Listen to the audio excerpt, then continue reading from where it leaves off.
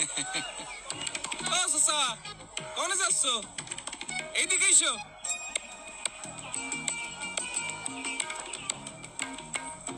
এইটা দেখে এম্বা করছো? না মানে দেখতে জানি কেমন লাগতেছে। আরে এটা তো বডিওল ক্যামেরা, তাই না কোন ভাই? বডিওল না, বডি ওর্ন ক্যামেরা। ওই একই কথা। তা এটা দিয়ে কি করে? আমি তোমারে বুঝাই, দাঁড়াও।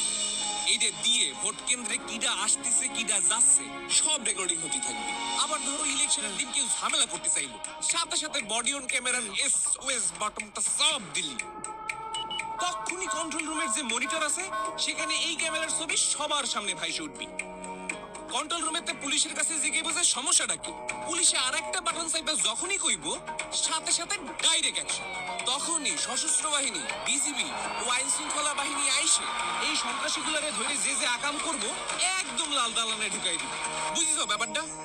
মানে আগের মতো কেউ আকাম করে পার পাবি না? চাচা, আগের দিন কি আর আছে? আমি ডামিয়ার লাইলাতুল ইলেকশনের দিন শেষ। চলো ভোটটা দিয়ে আসি। চলো চলো। আপনার নিরাপদ ভোট প্রদানে আপনার পাশে সার্বক্ষণিক নিরাপত্তায় আছে সশস্ত্র বাহিনী, বিজিবি ও আইন শৃঙ্খলা বাহিনী। শান্তিপূর্ণ ও সুষ্ঠু ভোট প্রদানে পুলিশ বাহিনীর বডি ওয়ার্ন ক্যামেরা ও ভোট কেন্দ্রের সিসিটিভি ক্যামেরায় সার্বক্ষণিক নজরদারিতে এবং নিরাপত্তার চাদরে বেষ্টিত থাকবে প্রত্যেকটি ভোট কেন্দ্র।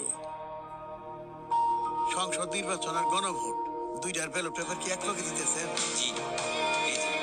তাই আপনি সাংবিধানিক অধিকার প্রয়োগ করে দেশ পুনর্গঠনের অংশীদার হয়ে দেশের মালিকানা বেছে নিন।